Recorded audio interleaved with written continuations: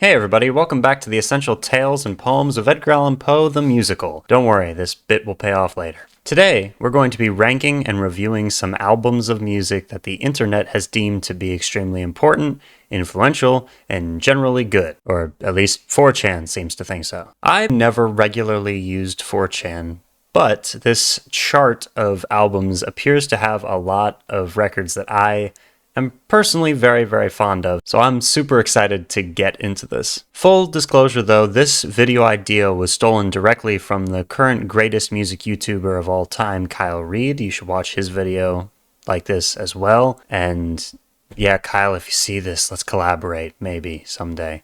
Maybe you can teach me how to do audio, because my audio freaking sucks. Anyway, let's get into it. Okay, we're starting off incredibly strong with King Crimson's In the Court of the Crimson King. Now, this album scared me the first time I listened to it, but this record is so evocative and so ahead of its time. It's so good. It's so good. 21st Century Schizoid Man is one of the coolest songs ever. It's so, aggressive and powerful, and the distortion on the vocals and the guitar, like I was just saying, ahead of its time. Very ahead of its time. And then In the Court of the Crimson King, that ending track is one of the most powerful album closers I've ever heard in my life. I love it so much. This is an A. Like I said, it's starting off strong. Let's keep going. Next we have Radiohead's Kid A. And I'm not entirely sure why Kid A is the one that made, out of all the Radiohead discography, why Kid A would be the one on here, because I personally like Benz and OK Computer and In Rainbows better than Kid A. So Kid A's really important though. It's really cool and such a total left turn for the band. They had already pushed the boundaries really far with OK Computer, and it was a huge success. So what would have made sense would be to do more of that, but instead they completely switched gears and went in this weird electronic direction, and it's really fun. It's a really cool record. It's a very trippy record. If I'm in the right mood for this, it paints a lot of images in my head with the soundscapes that they create with this thing. But yeah, it's not my favorite Radiohead project at all, and I'm gonna say C.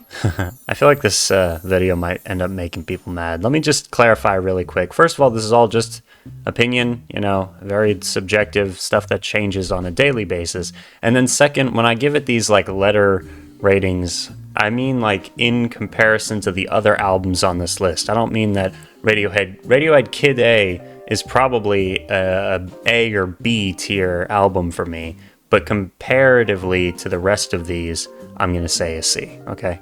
Just clear that up, let's keep going. And now we have the album where Jeff Mangum sings about semen 18 different times. What is there to say about In the Airplane Over the Sea that hasn't been said already? This is an incredible record. It feels like it was made 50 years in the future, and also it's a time capsule to the past. The lyrics are super weird and surreal, but also so cool and evocative. I'm gonna end up using that word a lot. A lot of albums I like are evocative.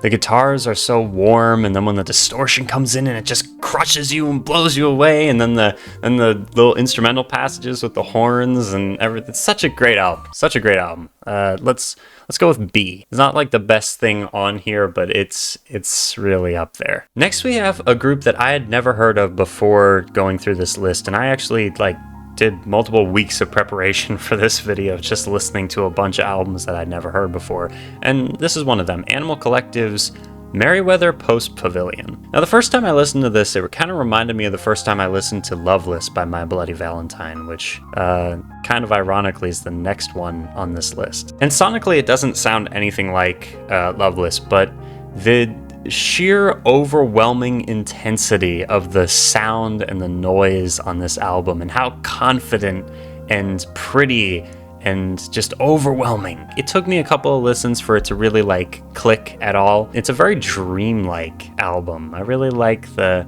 colors that swim before my eyes when I listen to all these shimmery electronic sounds.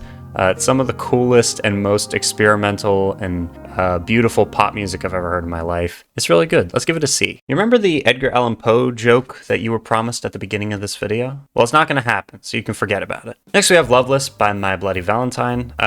This album is beautiful, shiny, shimmery guitars, ends up sounding like a vacuum half the time. It's amazing. This record was my introduction to shoegaze music, but I kind of feel like this album transcends all other shoegaze music. I guess to put it into words, this album by MBV really just completely recontextualized what a guitar could do in music. Almost reinvented it, for me at least. All the different moods and textures that this incredibly intense but also angelically, almost unbearably beautiful music. It's crazy. Also, the vocals are really cool and remind me of Deftones a tiny bit in their like almost sensuality. And yeah, it's a great record. It's a great record. It's going to go in B. Let's keep going. This next one I did not like at all, so I apologize in advance. This is the Fish album. I'm giving it an E. Let me try to explain myself really quick. I think this album is really important, really unique, and absolutely batshit insane, but also I don't think I would ever have any desire to listen to it more than the one time. I almost had a seizure listening to this. It's some of the weirdest, craziest music I've ever heard in my life, and not necessarily always in a good way, at least for me. Maybe it'll grow on me later down the line, but for right now, this is probably my least favorite thing on this entire list, Trout Mask Replica. Although Captain Beefheart and his Magic Band is like the greatest band name ever. And then Trout Mask Replica, yeah, I think only Neutral Milk Hotel has a one-up on this group. Kanye West is a pretty inconsistent artist for me. He has some albums that are some of the most groundbreaking, amazingly produced, experimental, and the most well-written hip-hop albums I've ever heard in my life. Then he has some albums that are very much mixed bags. He's a very interesting artist. Dark Twisted Fantasy is not my favorite by him. I like College Dropout, Late Registration, and Yeezus all more than Dark Twisted Fantasy, but Twisted Fantasy is still a really well-made album that's super important to his discography, and I definitely understand why it's here. To me, this record feels almost mildly cartoonish. Everything is very exaggerated and blown out of proportion. It feels like the villain origin story. Also, Runaway is one of the coolest songs of all time. Let's give it a B. I like Fear of Music a lot more than Remain in Light. They're both really good, but it's C. Let's keep going. Talking Heads are awesome, but yeah, I wish it was a different album that was on this list. Spiderland is such an important album for me, and I'm gonna read someone else's review of it really quick, because I think they put this into words better than I ever could. Slint left a haunting, harrowing experience for any listener wishing to brave the journey through Spiderland. The listener is instantly encapsulated in a mad and mysterious world, deprived of all positive emotions. All that is left is the distortion of reality and the madness and sorrow that accompany loss. It makes you feel wrong and churned up inside like something horrible is about to happen. It's the musical equivalent of the horror movie that you pretend not to be afraid of but actually are. Yeah, that about sums it up. So remember before when I was talking about how the King Crimson record feels really ahead of its time? Take that and multiply it by 1,000,000 and then bring it to a power of also 1,000,000, and then you have the Velvet Underground and Nico record. This thing is so good. The lyrical themes it explores are so ahead of their time. The grimy dirtiness of some of the sounds and crazy themes going on this record. Plus the opening track is one of the prettiest songs ever.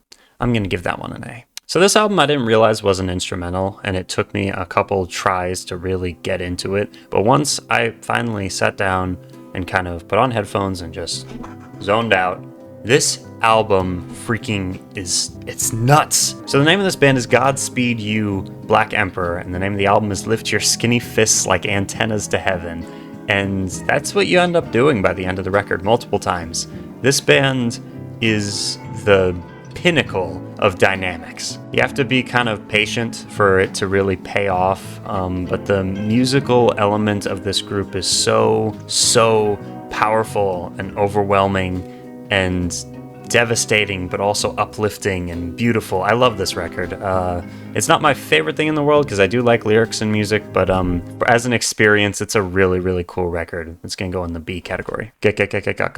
So I love Death Grips, but I find Ex-Military and No Love Deep Web to both be a lot cooler. That ends up being my argument for a lot of these, for some of the lower rated things on here, is that I like other albums by the band better, which, hey, it's just my opinion. I feel like The Money Store is kind of overrated in Death Grips' discography. It's still a good record, but we're gonna put it in D and keep going. It is a really cool record though. It's like very experimental and boundary pushing while also like following kind of pop song structures, which is crazy. The sound of this record is like being curb stomped, but also if it was hip hop and pop music, I can't describe it for the life of me. But yeah, listen to No Love Deep Web if you want to really get into Death Grips and get scared for the rest of your life. That's some fun music. Lunacy.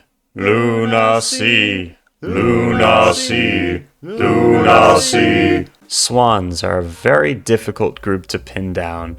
Kind of like Godspeed You Black Emperor, actually, in the way that they build and build and build and then have these crazy crescendos and kind of make you wait for the big reveal, I guess. Soundtracks for the Blind is a devastating album. Like most Swans records, they're all like messed up in absolutely insane ways. But yeah, this album is a behemoth. It's over 2 hours long and has a bunch of songs that are over 10 minutes long, but it's very much worth it if you have the patience. It will be rewarded. And yeah, such an amazing record. Michael Gira is a personal hero of mine. He's amazing. Anyway, let's put it in B. Michael Gira.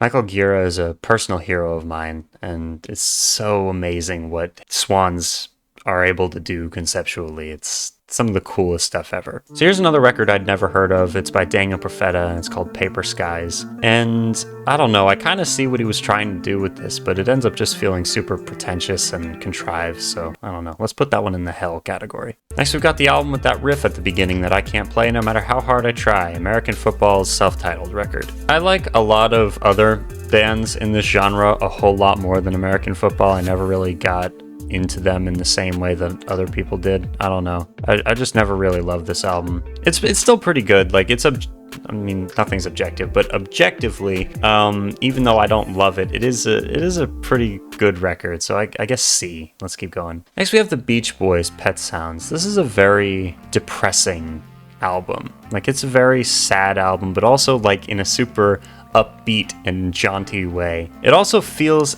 both ahead of its time, but also a product of its time. I don't even know how to describe it or classify it, but it's a really well-made record. All the harmonies and layers, there's so many layers on this thing. You could listen to it 1,000 times and keep hearing new little things. Brian Wilson is a genius. And yeah, we're going to put that one in C. As always, keep in mind, this is just my opinion. I would love to hear yours down below. And if you haven't listened to any of these albums, I highly recommend them. They're all worth your time. They're all really cool. There's lots of different genres here, but these are all amazing. And if this video gets to, I don't know, 100 likes, I'll do a part 2. I'll do another one. Because there's so many on the MU list. There's a bunch of different lists too. I just chose one of the most popular ones. Yeah, I think doing another video would probably be beneficial because these initial like 10, 15 albums are kind of what always gets talked about. But then there's like 50 more in the original like classics list that are also mostly really good, and some I haven't heard that I've been meaning to hear, so me having to do another one of these would be almost motivation for that. Anyways, that's about all the time we have for today, kids. Always remember, God made you special and he loves you very much. Thank you so much for joining me. Have a great day.